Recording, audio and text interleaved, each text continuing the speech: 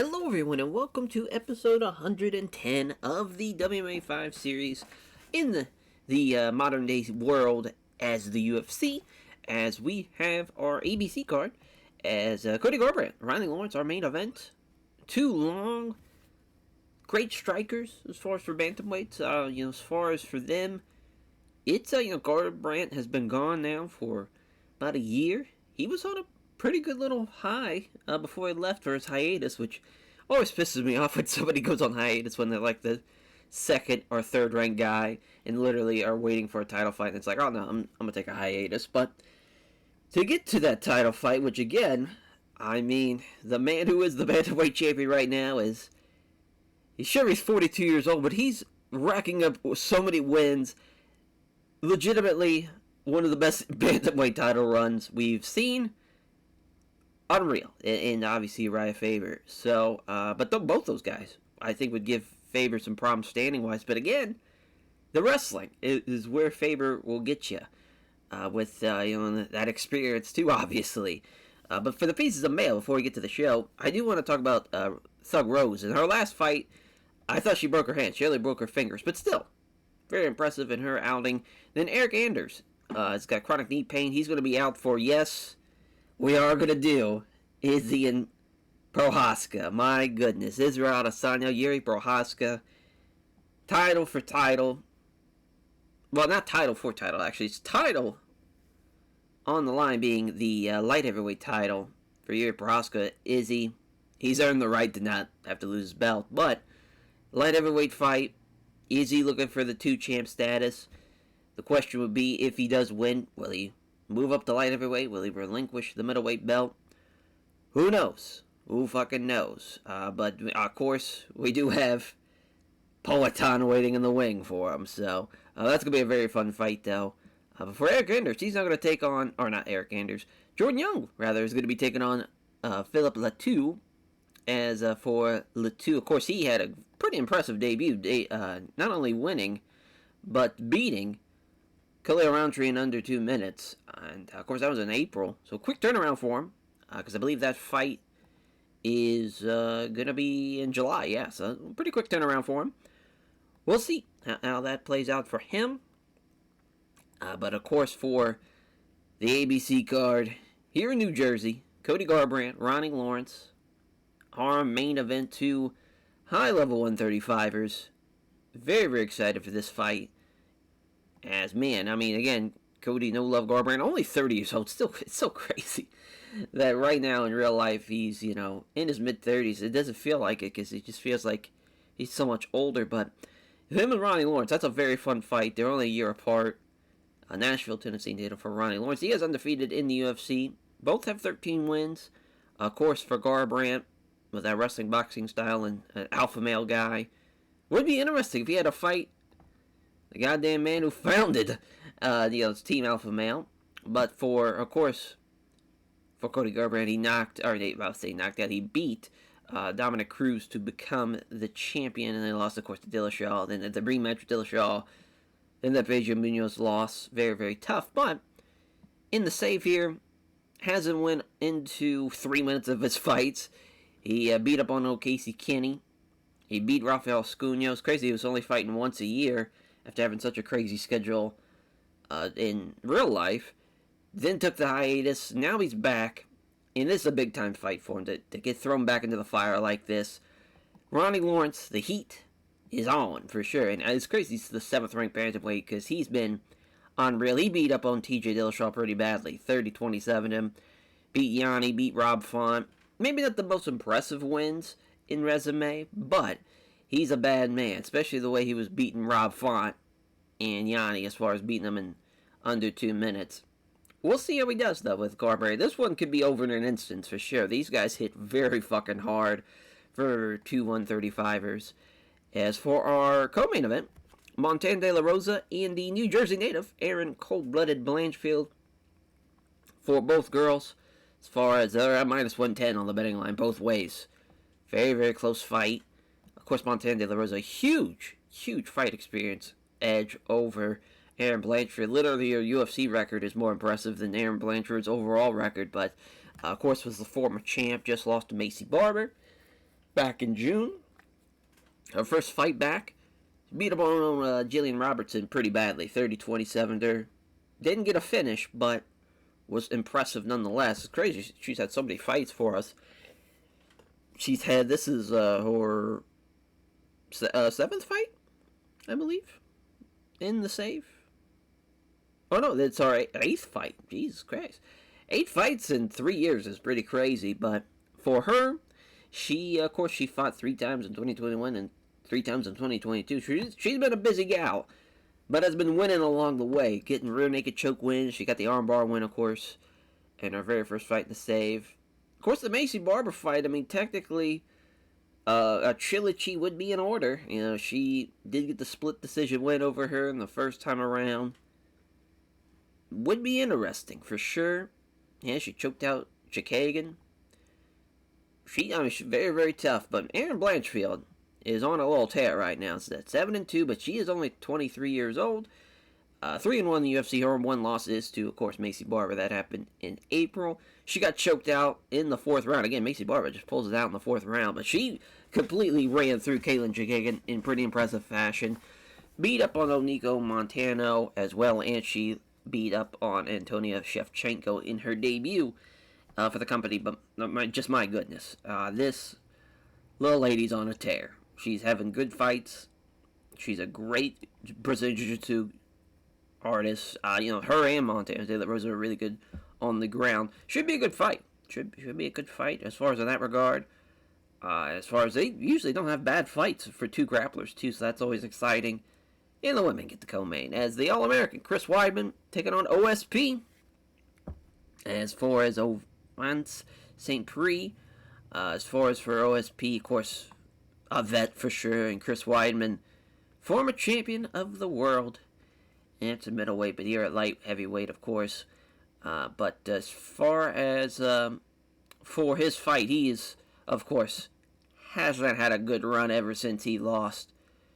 As far as the doctor stoppage with his injury, but he, he's been doing just fine for himself. I think here in 2021, ended out the year against Shogun, knocked him out, looking to turn things around. That's a big time fight for him. Big time fight. They're not having a great string, as far as he's only had 2 fights in the save, which is kind of crazy compared to somebody like, as far as what we saw from Montana De La Rosa, who's on her 8th fight. Not a whole lot of fights in the tank for him. Was a high-ranked middleweight at one point, beating Anderson Silva for the first time in the UFC. Somebody beating him, but OSP, that 39-year-old vet, of course, he just came off a win over Eric Anders in the SEC football players battle. He's fought Alonzo Minfield. He lost to Mauricio Shogun Rua, so MMA math would dictate that Weidman is the favorite, but he's gotten some crazy wins, though. He beat Delise his first fight in the save. He hasn't had a bad fight, which I'm not surprised, really. I mean, OSP brings it for sure, even as an old man. But yeah, I mean, he's, it's crazy how many fights this motherfucker's had in the UFC. And also for Chris Weidman, his chance to make it 16-6 overall, 12-6 in the UFC. It's going to be an interesting fight for sure, because I think stylistically they match up pretty well.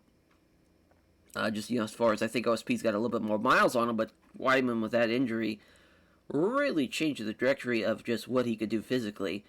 But this fight here, this is an interesting one. Melinda Fabian and Katlyn Chikagan, a minus 920.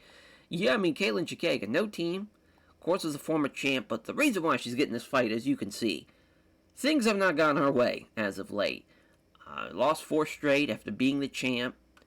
She, of course, fought Amanda Nunes. That was at, was that at bantamweight? Yeah, she moved up to bantamweight to fight her. Then, of course, lost the belts, and then had to lose to Blanchfield, and she just got knocked out by Lipsky in our previous encounter. The girl deserves it. She really does. It's her first non-pay-per-view fight in a couple of years now. I mean, she literally was on so many pay-per-views, and now for the first time, and she's not even in like a main or co-main spot. She's just slapped on the main card here, but she is a Jersey City native. Boxing background, Melinda Fabian, a girl I thought for sure was going to get cut after her first fight. I was like, she's going to lose. She's going to be 5-2. Yeah, let's just get rid of her. She gets that win. She beats Roxanne Modafferi, who was 11th at the time. Lost to Silvana Gomez Juarez, but and that was a great fight too. And of course, at the tough finale, she also wins here against Anastasia Yankova. Hasn't had a bad fight yet. Probably won't. Just the way her style is, it's kind of crazy.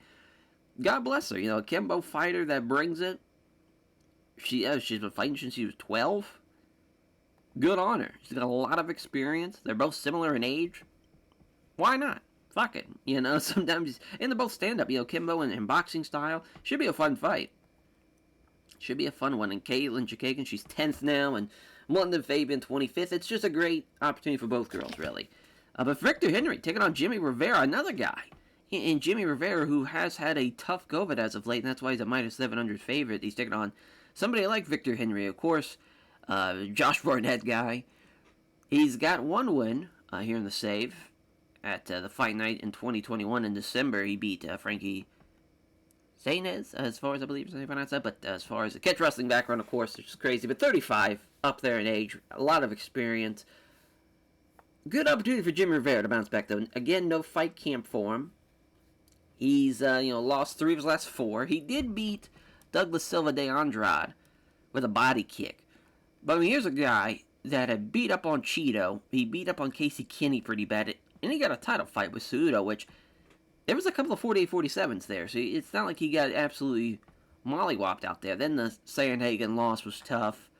And, of course, the Oleg Borisov loss. He just got ragdolled in that one in March. So he's had some performances where he's been just getting ragdolled. And especially a guy who's beaten, Uriah Faber, Pedro Munoz, John Dotson.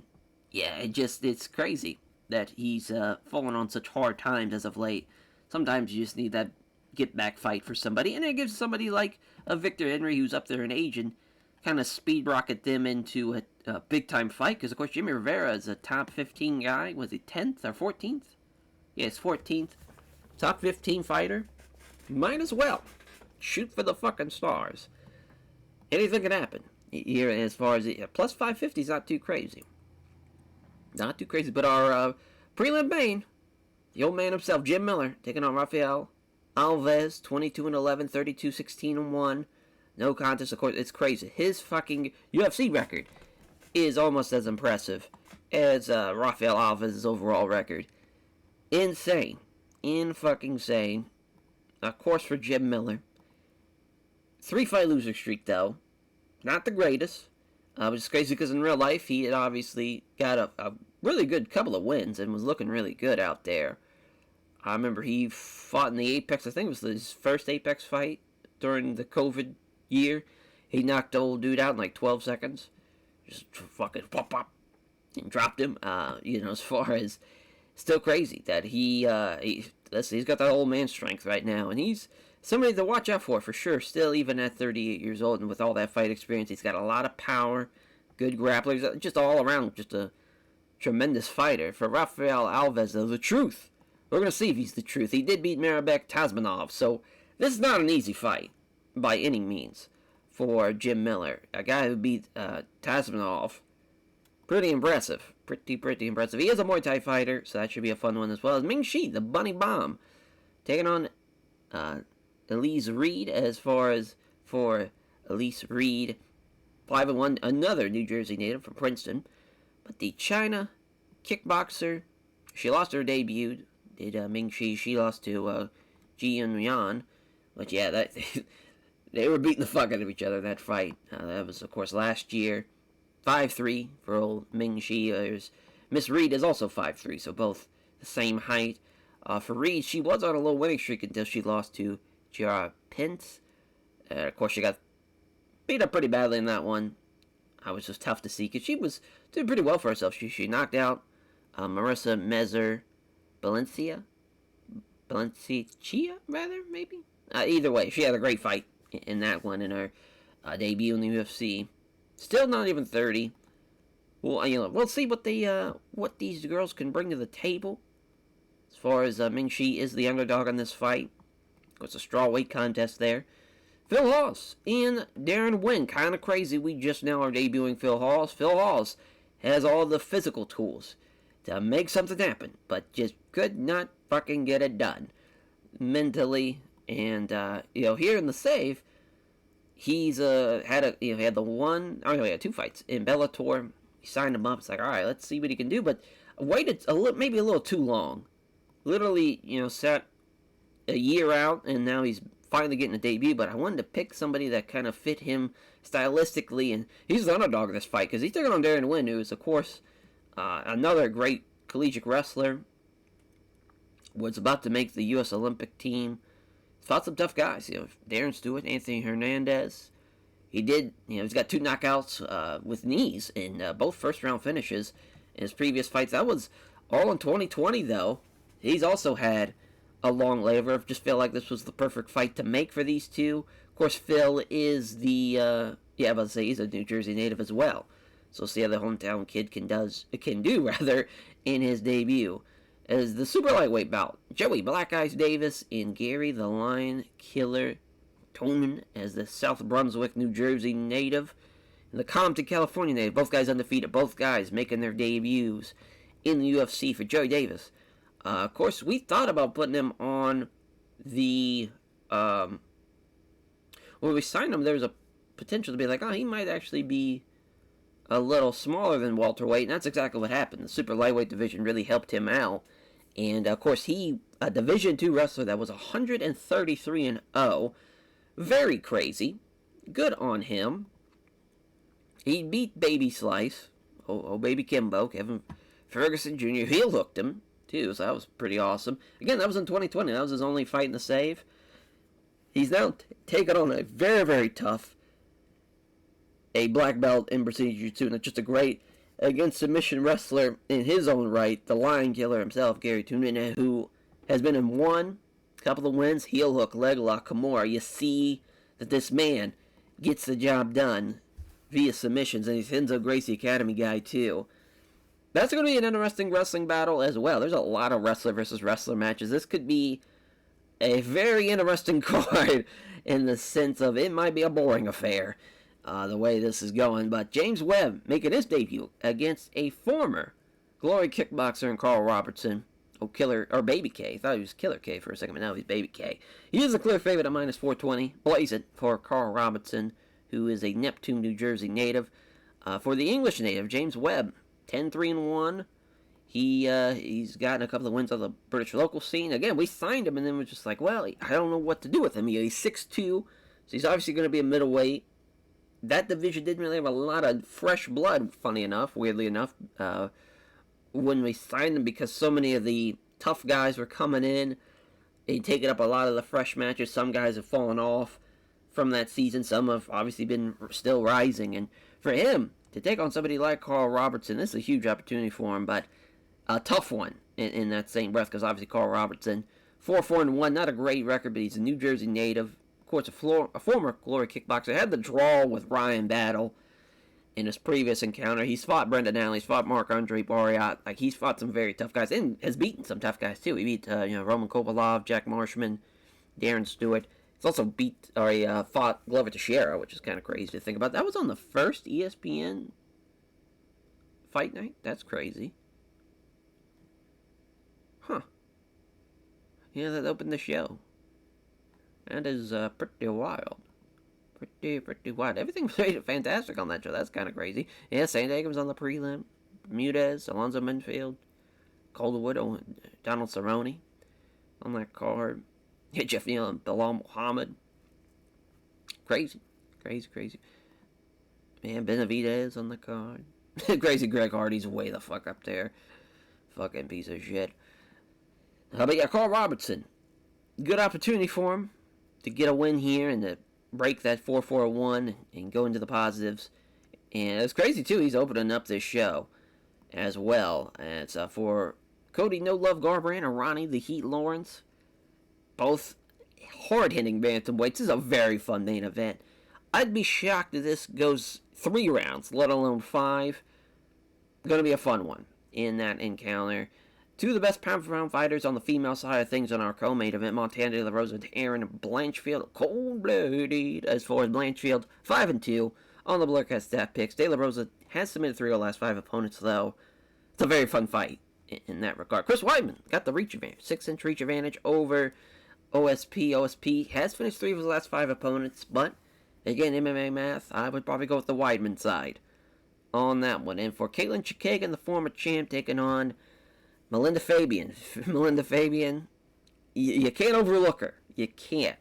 4-5 losing streak for Chikagan. She needs to break that in the worst of ways, and it's going to happen tonight. Hopefully for her, Victor Henry and Jimmy Altero Rivera. Also in the same boat, but Victor Henry, again, hasn't had a lot of experience with us, but he gets a big opportunity to take on somebody like Jimmy Rivera, who's quite the tough bantamweight to put away. Jim Miller and Rafael Alves, again, it's just crazy how Jim Miller still fighting out there. Hasn't won in a couple of years, but he does have the reach advantage tonight. I think he's got the better striking skills as well. I think he's going to do pretty well for himself. As for Reed and Shi, as far as Ming Shi, Reed is the favorite, 6-1 on Black Hat Staff picks. She's won 3 of her last 5 fights by decision. Yeah, I mean, Ming Shi, she, her only fight, of course, was against another Chinese fighter who's doing pretty well for herself, so it's kind of hard to dictate how well or bad she is. This would be a good testing point for Darren Wynn and Phil Hawes. As far as Phil, his last fucking loss is July 2016, but again, had the year off in 2021. He's here in 2022. Same thing for Darren Wynn.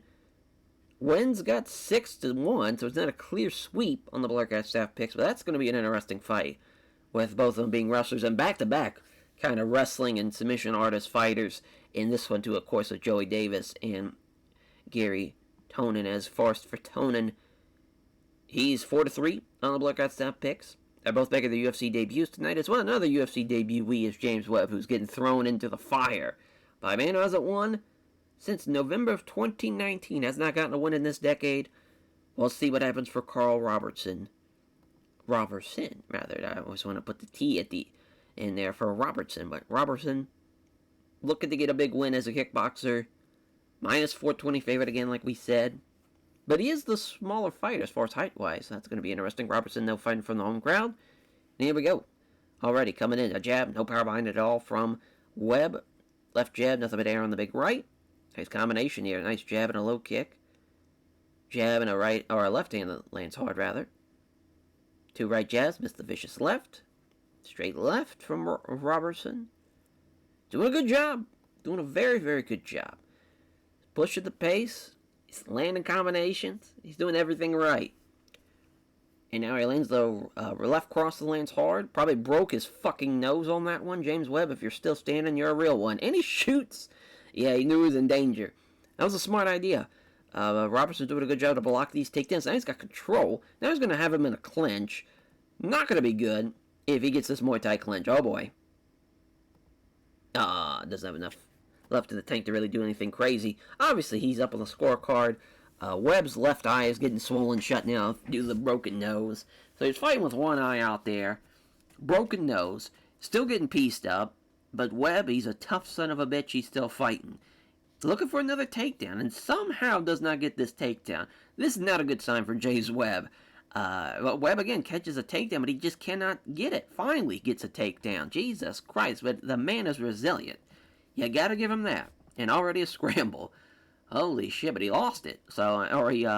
He's still in control, rather. Excuse me. Robertson lost the scramble. Yeah, I mean, this is an interesting fight now, because it's 1-1 going into the final round. Even though Carl Robertson had a tremendous first round, second round, he got wrestled around out there. Even though he's been doing a pretty tremendous job. And now he gets sucked into the guard. Unreal. That was probably a mistake, though, because I think Robertson's going to stay right on top, do some damage, and make sure that he stays in a dominant position, which that seemed to be the case. They finally stand him up, and Webb, again, goes for a takedown, but he doesn't get it. You got to give it to him. That's crazy, though.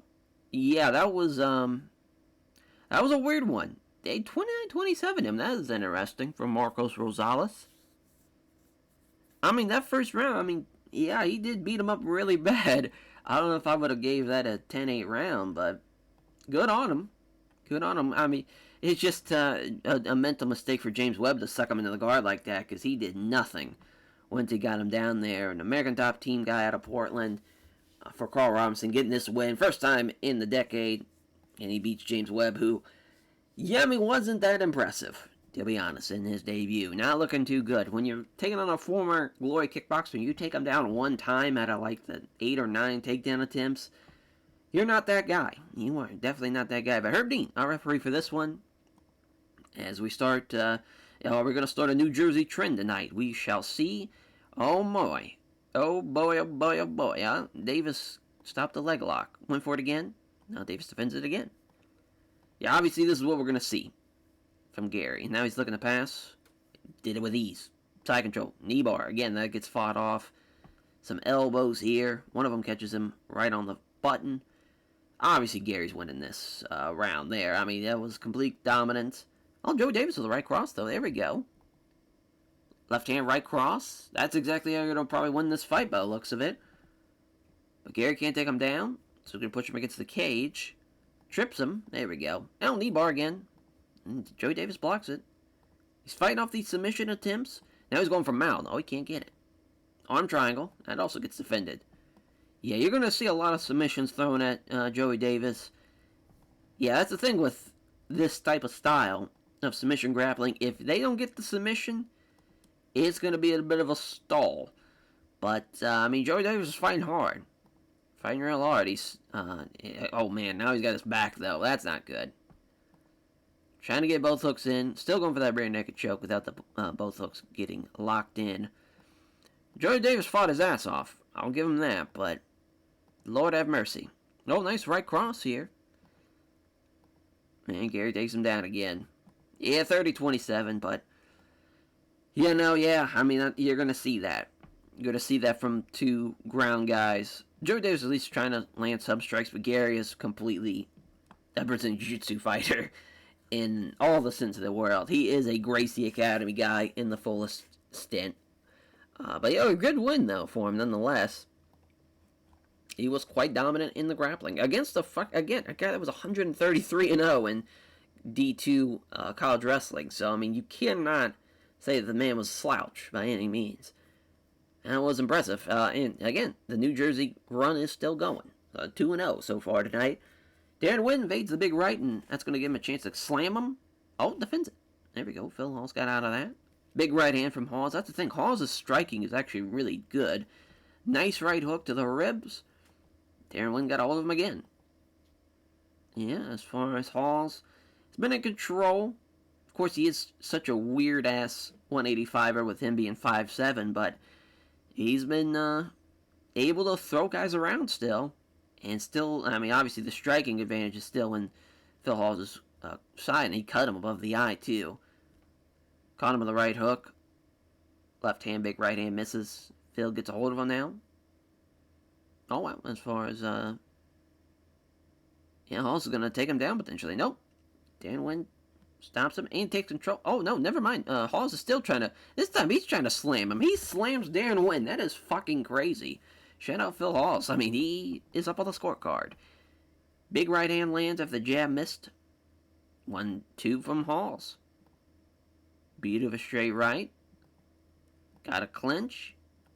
See what he can do. Oh, yeah. Got out wrestled. Oh, boy. Phil Hawes with another slam. God damn. I'm loving it.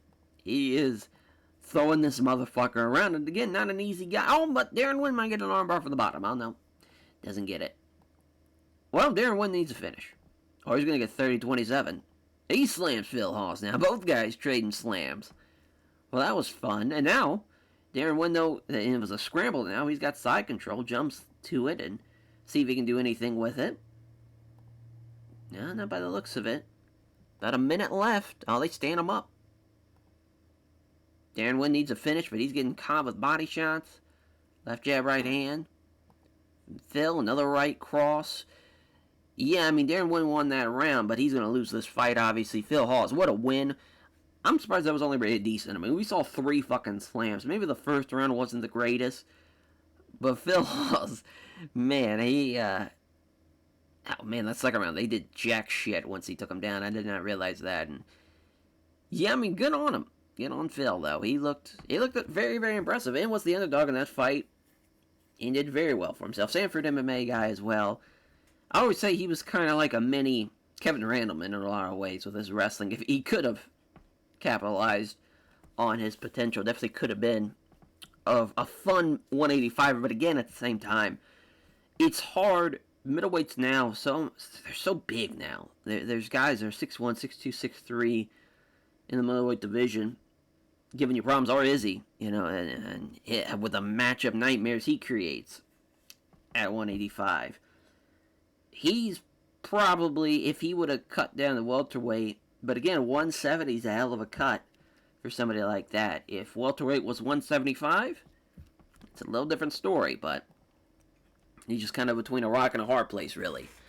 For Ming Shi, the Bunny Bomb, taking on Elise Reed, Princeton, New Jersey native. The New Jersey run is still going. Looking to make it 4-0 tonight. Neither fighter can land a strike. Reed has a right cross blocked. Well, they're missing with that one, too. Oh, here comes a counter from Shi with a right cross. About to say we finally land something. There's a left jab.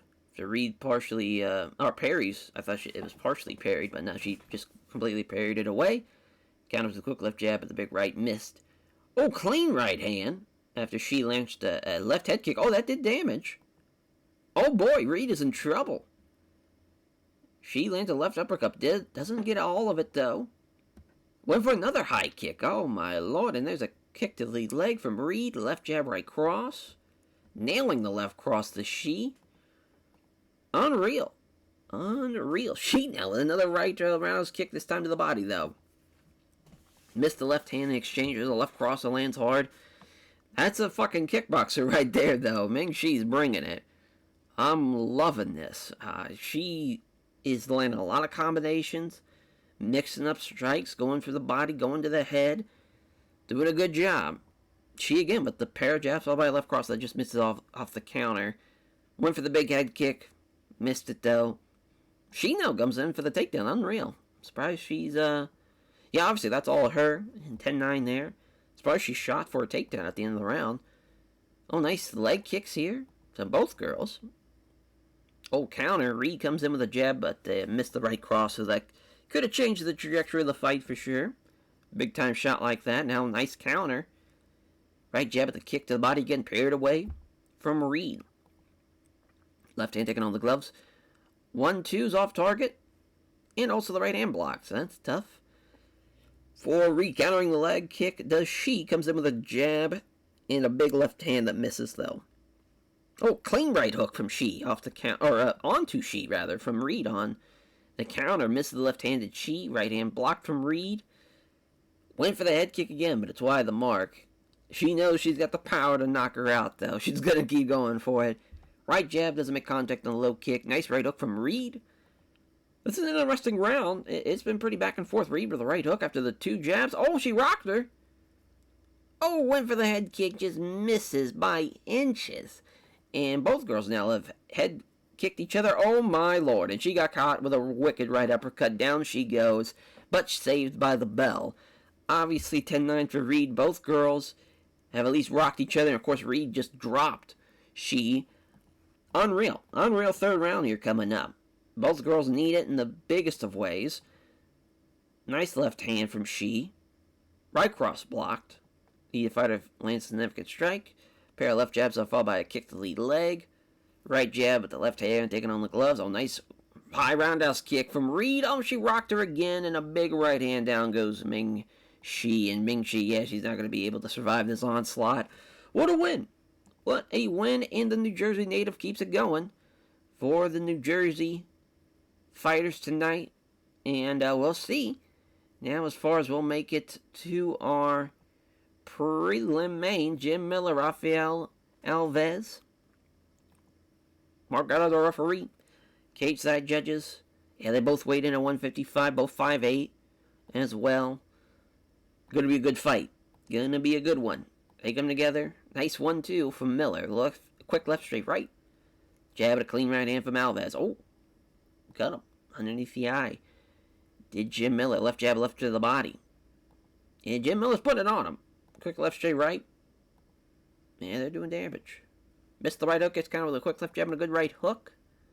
Guy's going to check on that cut. Not a fight ender, luckily, so we're back underway. Meet in the middle. Oh, nice slipping past the right hook attempt. Attacks with left jab and a right hook that is ducked. Jab, left jab. Doesn't connect with the right hand, though. Nice 1-2 from Miller. Jab, missed the head kick, or the right hook, rather. I don't know why I was thinking there was a head kick coming, but left pair of left jabs and a left kick to the body from Miller. Yeah, he's landing good combinations. He's looking good. Isn't the right kick to the body, though. Yeah, but he's doing his thing. End of the first round. Close round, though. Alves made it close there for a little bit. I still thought Jim Miller, he was doing a lot of good strikes, but Alves did land a couple of power shots, though. Off target on the jab and the body kick. Both guys missing on their 1-2s to start off this second round. Left cross from Miller. Oh! Clean right hook. Oh, right hand, rather. It doesn't even say right hook, just straight right. Knocked him down, looking to finish the fight. Jim Miller, though. Oh, he might get caught in an arm triangle. That would have been crazy. Jim Miller pretty good on his back, though. He could be able to get something cooking here, potentially. Yeah, trying to trap him in half guard. Yeah, doing fairly minimum damage. Now Miller looking for a scramble. Not enough, though, so he's got side control as Alves now. Obviously, he's up on the scorecard, but it's all tied up again. And another fight that's all tied up. And good counter off the right hook here from Miller. Nice counter again. Quick left and body kick, though, that failed to land. Alves getting tired, so is Jim Miller. Yeah, both fighters really knowing that it's now or never for both of them. And Jim Miller's counter-striking has been the difference maker in this round.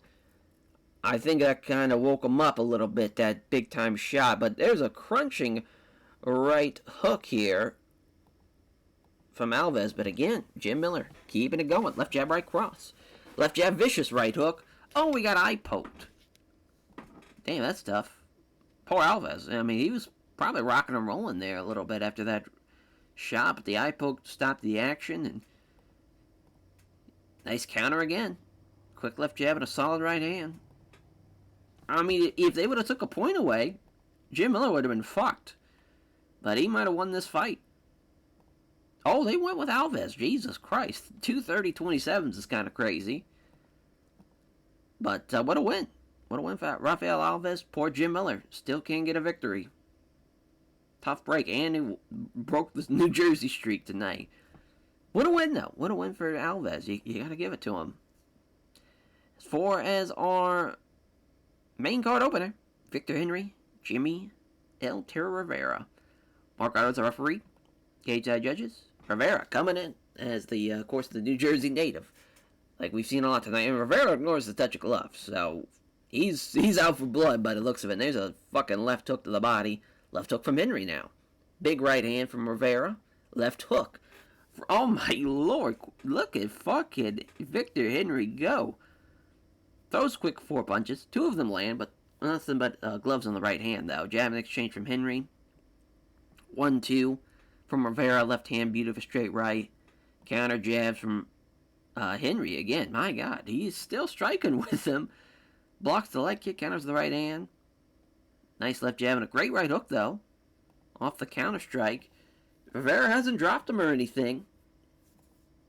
That's a nice right cross that lands hard after the jab. Henry comes in with a quick leg kick, though. He is still fighting out here. And there's a nice straight right hand that lands hard after the jab doesn't hit. There's a left hand from Henry. Right cross that lands hard from Jimmy Rivera is doing everything he can, but Victor Henry's not going down. Now, there we go. That's probably going to take him down. Yeah, big right hand lands, and he's going to finish this fight. Tough break for Victor Henry. He was actually cooking for a little bit, but, of course, Jimmy Rivera's power and just an overall skill. Obviously, he's a minus 700 favorite. It was going to be a matter of time, but it's nice to get him a win back, too. But, oh boy, Song Yadong, next fight for him. Calling out Song Yadong. That is an interesting one. As far as Mark Otto, our referee, Melinda Fabian, Caitlin Chikagan. We'll see if Caitlin can stop the losing streak here. And, oh, they both, they look up for it. And, yeah, this is going to be a fun fight.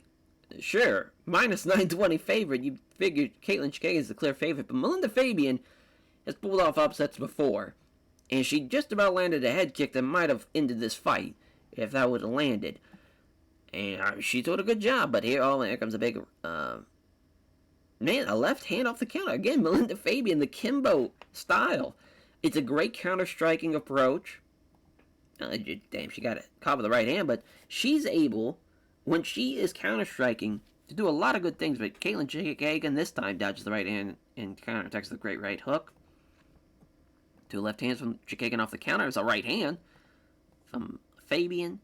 Now the counter from Fabian. A jab, but the hook to the body fails to land.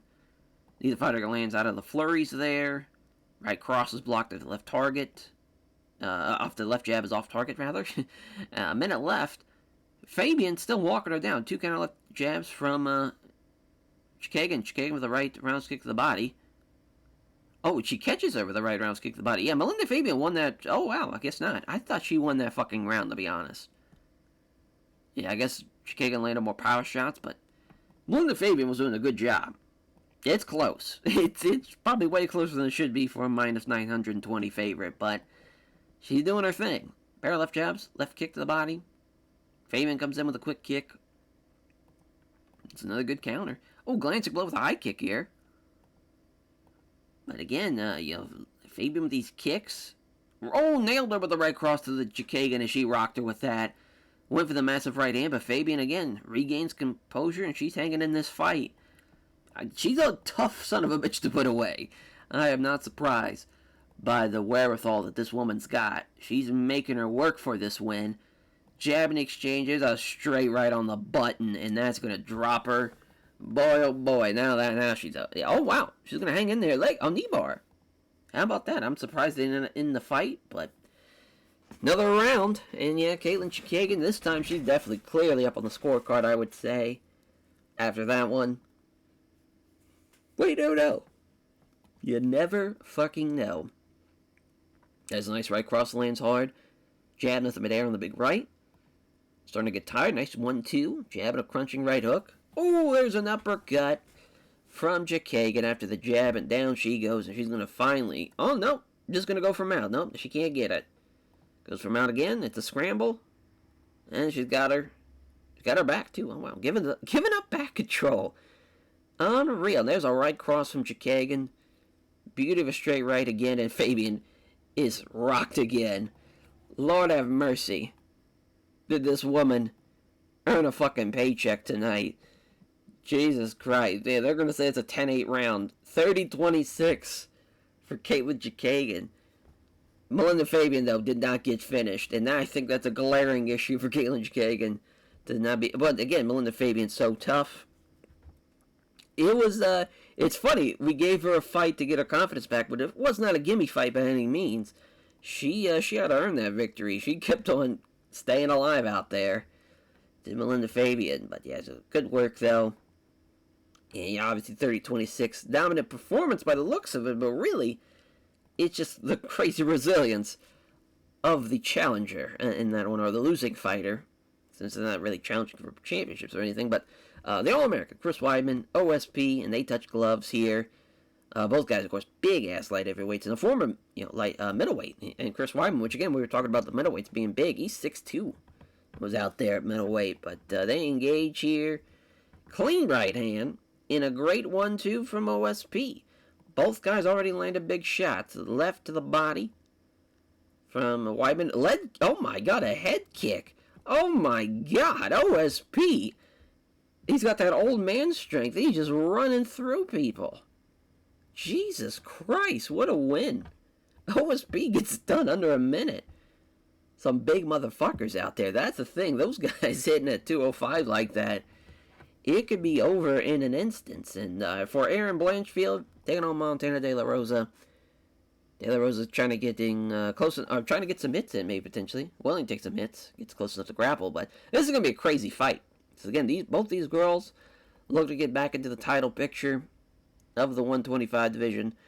On the women's side of things, of course, and Blanchfield has been swept. Let's see what happens. He blocks attempt to move from half guard to full guard. Trying to transition to full guard. That's not happening.